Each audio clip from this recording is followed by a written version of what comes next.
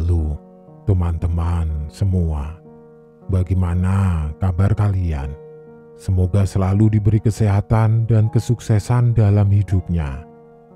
Buat kalian yang setia mendengarkan cerita-cerita horor di channel spesial horor, satu lagi cerita horor akan Mimin bawakan, berjudul Satu Tubuh Dua Jiwa, dari akun Twitter @penulismalam94.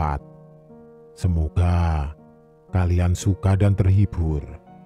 Langsung saja, selamat menyimak dan salam horor.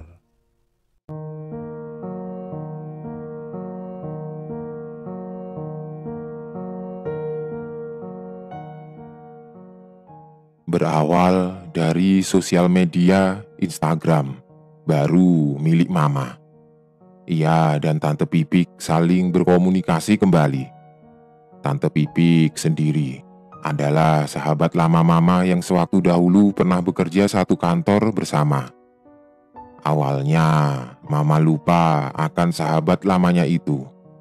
Namun lama-kelamaan ia baru mengingat kembali jika Tante Pipik adalah sahabat di tempat kerja lamanya. Saat Tante Pipik mencoba mengingatkan Mama tentang kenangan-kenangan bersama sewaktu bekerja dulu. Mereka pun akhirnya saling bertukar nomor handphone dan membuat janji temu yang kebetulan ternyata rumah Tante Pipik masih berada di sekitaran Jakarta. "Oh, kamu sekarang di Bogor toh, Mbak Is?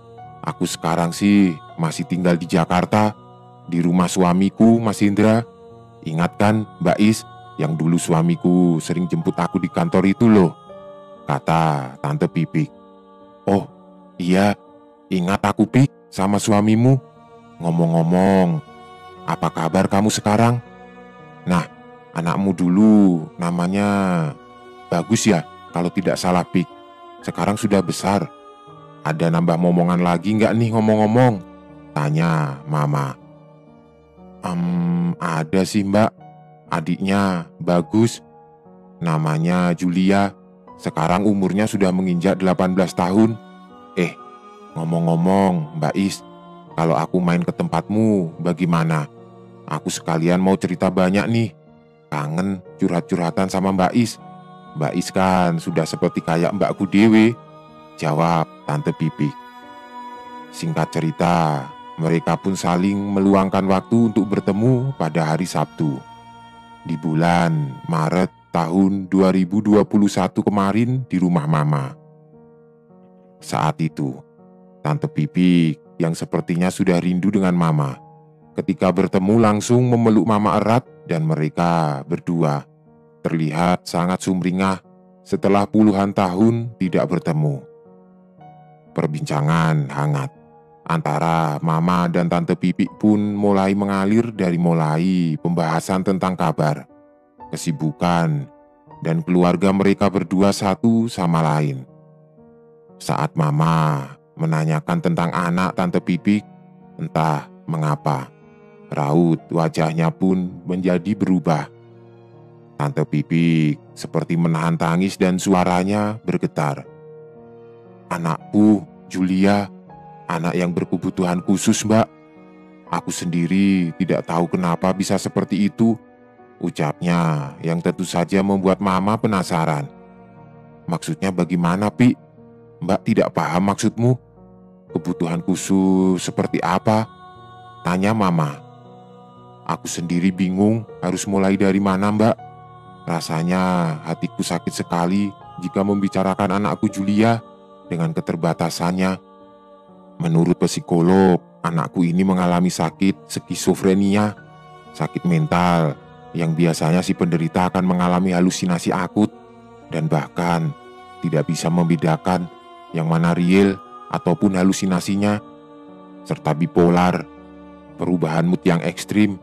Sebagai contoh, saat ini bisa merasa bahagia yang teramat sangat dan beberapa menit kemudian bisa berubah menjadi sedih tanpa sebab. Aku saat ini masih harus bolak-balik, Mbak, ke dokter psikolog untuk terus memantau perkembangan dari Julia. Adapun menurut orang pintar, sakitnya Julia ini sebenarnya non-medis karena ada yang menginginkan tubuh Julia, ujar Tante Pipik, yang kemudian menitikkan air mata. Mama yang masih belum mengerti maksud pembicaraan Tante Pipik menanyakan kembali dari awal mula gejala yang disebabkan sehingga membuat Julia terlahir demikian. Perlahan, dengan isak tangis, Tante Pipik mulai menjelaskan secara rinci. Dari awal anak keduanya itu yang dianggap memiliki sakit mental dan bahkan dinyatakan agak kurang waras. Jakarta, 12 Agustus 2002. Telah lahir 2 anak kembar perempuan yang diberi nama Julia dan Junia. Saat mereka lahir, Julia seperti pada bayi pada umumnya yang langsung menangis. Namun tidak bagi Junia. Junia hanya diam, tidak menangis.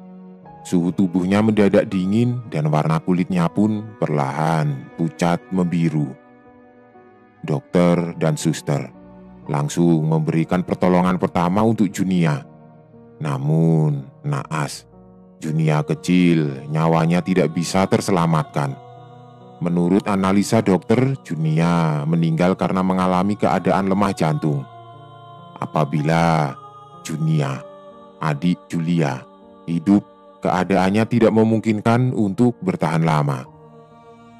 Setelah Julia berumur kurang lebih 1,5 bulan, entah mengapa, ia menjadi sangat rewel tepat setelah azan maghrib berkumandang. Tubuh Julia mendadak panas dan memerah. Ia menangis kencang tanpa mengeluarkan air mata. Bahkan pernah Julia sampai mengeluarkan air mata darah. Entah berapa kali Tante Pipik dan suaminya membawa Julia ke klinik terdekat. Namun, dokter yang menangani Julia hanya mendiagnosis Julia terkena alergi cuaca sehingga ia rewel pada waktu senja sore hari. Karena tidak kunjung mendapatkan kesembuhan, walaupun sudah berkali-kali pindah klinik untuk pengobatan Julia, sang kakek menyarankan untuk membawa Julia ke orang pintar saja. Barangkali ada makhluk halus yang mendekati Julia. Maklum saja, karena saat itu bisa dibilang Julia masih berusia di bawah 3 tahun. Dan pastinya masih peka dengan makhluk-makhluk tidak kasat mata.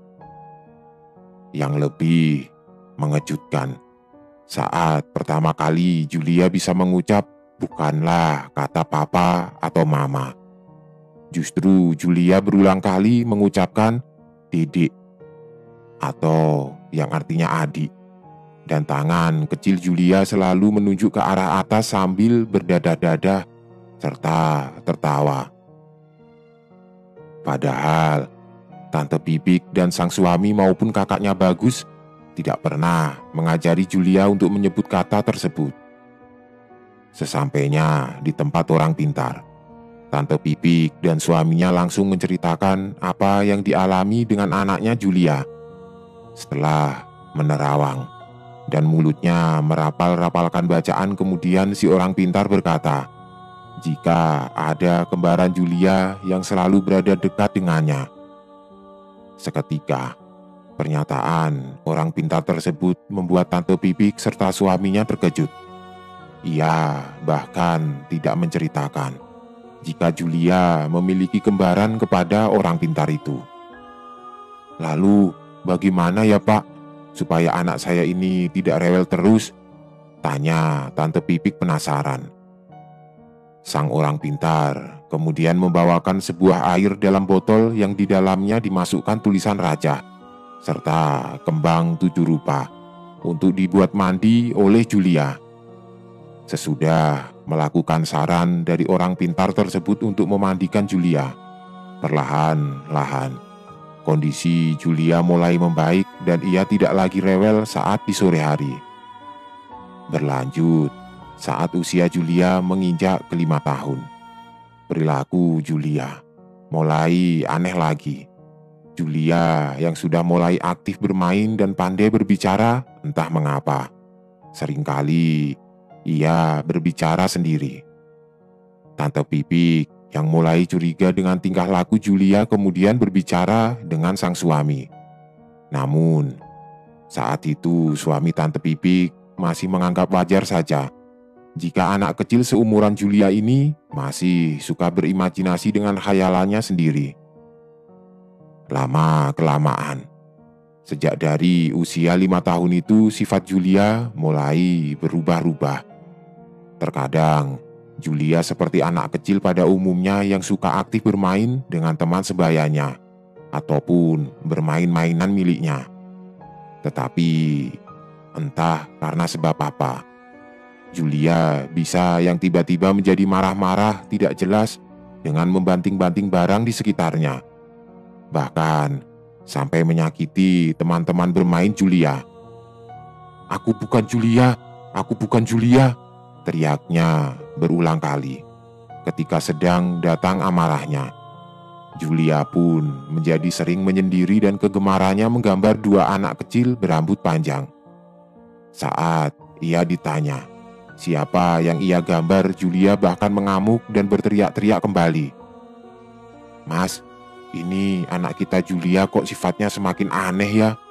Anak-anak tetangga sudah tidak ada lagi yang mau bermain dengan Julia. Mereka kapok karena dicakar dan dipukuli oleh Julia loh mas. Belum lagi sifat Julia kini lebih sering murung dan hobi menggambar-gambar yang seram," ucap Tante Pipik kepada suaminya. "Ya, namanya masih kecil, ya wajar lah mah. Nanti pun kalau sudah masuk sekolah TK akan berubah perilakunya," jawab suami Tante Pipik. Setelah masuk sekolah taman kanak-kanak, Julia masih saja dengan sikap dan perilaku anehnya. Ia sering berbicara sendiri dengan teman khayalannya walaupun sedang berada di sekolah.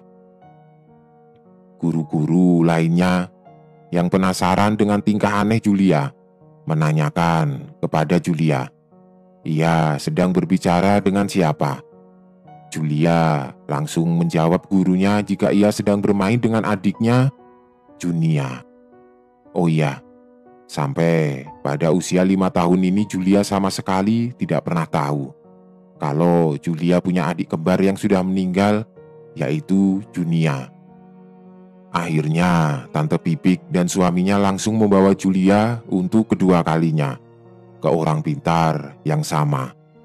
Setelah sebelumnya saat berumur 1,5 tahun. Oh iya, di awal aku menyebutkan 1,5 bulan. Seharusnya 1,5 tahun. Untuk yang kedua kalinya, mereka mendatangi orang pintar tersebut. Seperti sudah mengetahui apa maksud kedatangan kembali, Tante Pipik serta suaminya si orang pintar itu langsung berkata, "Anakmu masih diikuti oleh saudaranya. Semakin bertambahnya usia Julia, pengaruh arwah saudara kembarnya makin kuat," ucap si orang pintar. Ia pun kembali memberikan air dalam wadah botol kemasan yang di dalamnya telah diberikan tulisan raja serta kembang 7 rupa sama seperti pertama kali mereka datang. Benar saja, setelah dimandikan untuk kedua kalinya dengan air pemberian orang pintar tersebut, keadaan Julia kembali seperti pada anak normal lainnya dan melupakan teman imajinasinya itu. Beberapa tahun kemudian, saat Julia berusia 12 tahun, Julia kembali mengalami halusinasi. Saat jam pelajaran sekolah, ia berteriak-teriak tidak karuan dan tubuhnya gemetar ketakutan. Guru serta temannya sampai bingung dengan tingkah laku Julia. Mereka beranggapan jika Julia ini sedang kesurupan. "Bu, tolong, ada yang mengincar saya.